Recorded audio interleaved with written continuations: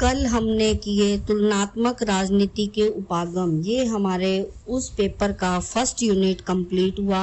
अब second paper हमारा है भारतीय राजनीतिक व्यवस्था, उसका फर्स्ट यूनिट शुरू करते हैं, जिसका फर्स्ट टॉपिक है राष्ट्रीय आंदोलन का उदय और उसके कारण। राष्ट्रीय आंदोलन का उदय कब हुआ और कैसे हुआ, पहले इसकी इतिहास और पृष्ठभूमि जानना आवश्यक है। फिर उसके बाद इसके क्या कारण थे, इनके कारणों को जानेंगे। फिर उसके बाद इसके बारे में विस्तार से वर्णन करेंगे। आगे इसके अलग अलग अधिनियम दिए गए हैं। पहले जो है वो राष्ट्रीय आंदोलन का उदय कैसे हुआ और उसके क्या कारण थे। राष्ट्रीय आंदोलन का उदय 1857 का भारतीय स्वतंत्रता संग्राम विशेष महत्वपूर्ण स्थान रखता है। भारतीय स्वतंत्रता संग्राम की नींव इसी कारणों से ही पड़ी। कुछ वर्षों बाद ब्रिटिश सरकार की नीतियों में बदलाव आया और नया रूप ले लिया। इस नए रूप में भारतीय स्वतंत्रता आंदोलन में गांधी जी का आगमन हुआ। गांधी जी ने इस आंदोलन में महत्वपूर्ण सहयोग दिया। उन्होंने कई आंदोलन किए, उसमें असहयोग आंदोलन था, सविनय अवज्ञा आंदोलन था, दांडी यात्रा थी और कई अधिक उन्होंने बहुत अधिक कार्य किए। उन पर कई अंग्रेजी सरकार ने अत्याचार किए। पंजाब में उन्होंने बहुत अधिक बड़ी जन समूह रैली को इकट्ठा किया, जिसमें जलियांवाला बाग हत्याकांड जो हुआ बहुत ही दर्दनीय था। और हंटर कमेटी का असंतोष रिपोर्ट भी आई। उसमें कई तरह के कई नेताओं ने, स्वतंत्रता सेनानियों ने बहुत सहयोग किया।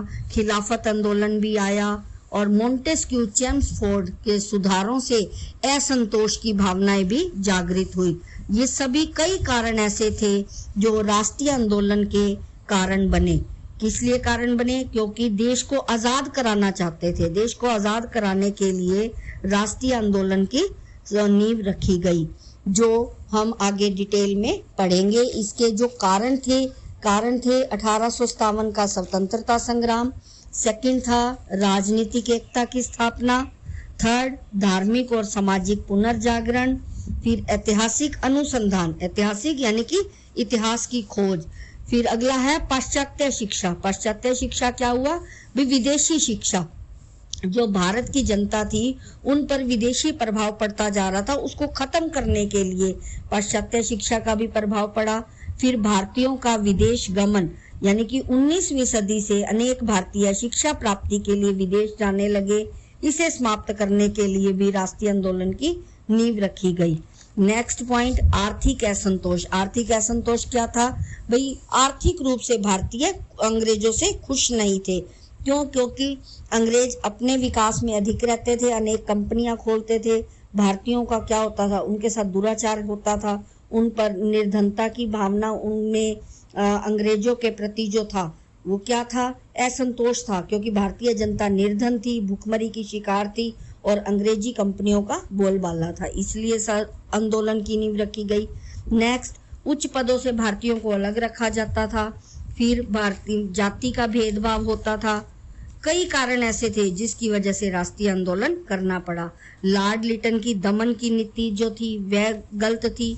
यातायात एवं संचार के साधनों का विकास नहीं था। ये अंग्रेज लोग जो थे अपने विकास के लिए ही कार्य करते थे। एंड लास्ट पॉइंट था अल्बर्ट विधेयक संबंधी विवाद। इल्बर्ट विधेयक संबंधी विवाद क्या था? जातीय भेदभाव की नीति के कारण जो जज अंग्रेजों के मुकदमे नहीं सुन सकते थे। लॉर्ड लिटन के बाद लॉर्ड रिपन के शासनकाल में विधि सदस्य मिस्टर एल्बर्ट ने व्यवस्थापिका परिषद में एक विधेयक रखा, जिसमें भारतीय जजों को अंग्रेजों के विरुद्ध मुकदमे सुनने का अधिकार प्रस्तावित किया गया। किस लिए इल्बर्ट विधेयक किस लिए था? भी अंग्रेजों के खिलाफ भारतीय जजों को उनके सामने जो अधिकार मुकदमे थे उन्हें सुनने का अधिकार दिया गया।